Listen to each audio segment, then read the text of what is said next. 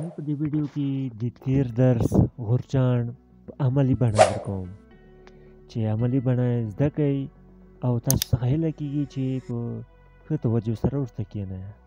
په دې ویډیو کې د مسلسل اتصال په هکله ښیم چې مسلسل اتصال څه ډول وصل کېږي او څه ډول ورڅخه استفاده کېږي.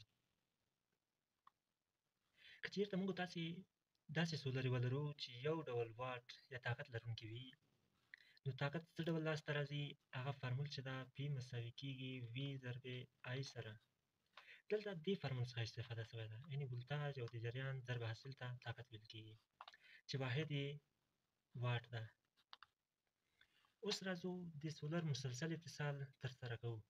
هر کله چې موږ مثال د 4 سولرې ولرو، نو د یو سولر منفي بل سولر مثبت، یا مثبت بل منفي، بیا منفي بل سولر مثبت، بیا د یو سولر منفي راخلو بل سولر مثبت سره وصل کوو.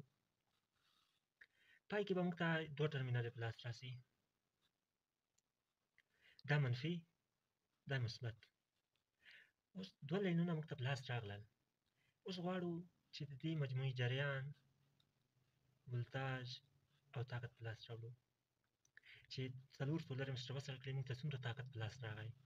نو مسلسل اتصال کې موږ داسې ویلی دي چې ولتاژ جمع کېږي، جریانونه یو انتخابېږي. ټول جریانونه مساوي دي، نو جریان یو نیسو، او ولتاژ هم مساوي دی، نو سره جمع کوو یې. یعنې مسلسل اتصال کې ولتاژ جمع کېږي، جریان یو په نظر کې نیول کېږي. نو دا راځي 120 ولټ. اوس طاقت چې په لاس راوړو، نو دا جریان به ضرب دا ولټ، دا به راسي 1200 واټ، یعنې ولټ ضرب امپیر یا امپیر ضرب ولټ واټ کېږي. دا موږ ته طاقت په لاس راغی. هم موږ داسې ویل چې مسلسل اتصال کې چې جریان به یو په نظر کې نیول کېږي او ولتاژ یې جمع کېږي. موږ داسې ویل چې مسلسل اتصال کې چې جریان به یو په نظر کې نیسو د ټولو سولرو څخه او ولتاژ یې جمع کوو، نو 1 2 3 4 180 ولټ جریان د ټولو سولرو څخه یو جریان په نظر کې نیسو چې 10 امپیره ده. نو طاقت یې په لاس راوړو، 10 امپیر ضرب 180 ولټ، دا مساوي کېږي 1400 واټه. نو اوس دا موږ ته طاقت په لاس راغی. موږ موازي اتصال کې دې ډول وویل چې مثبت ټرمینل به خپل منځ کې سره وصل کوو او منفي په خپل منځ کې سره وصل کوو. یعنې یو لاین راخلو، مثبت په لاس راوړو، دا موږ ته مثبت لاین په لاس راغی، او بل لاین موږ ته باید منفي په لاس راکړي.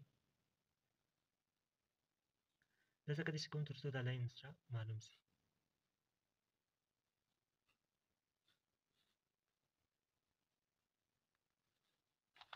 نو یو لاین منفي راغی، یو لاین مثبت په لاس راغی. اوس وګورو چې جریان، ولټ، طاقت څومره په لاس راکوي. موږ موازي اتصال کې دې ډول وویل چې دلته به جریانونه جمع کېږي، ولټ به یو په نظر کې نیول کېږي. نو موږ سره بیا هم هماغه طاقت لرونکي سولرې دي، نو جریانونه جمع کوو، 10 امپیر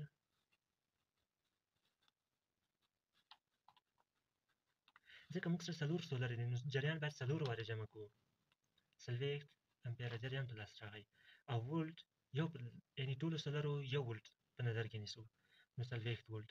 موازي مسلسل اتصال کې ولټ جمع کېږي، جریان یو په نظر کې نیول کېږي، او موازي اتصال کې جریان جمع کېږي، ولټ یو په نظر کې نیول کېږي.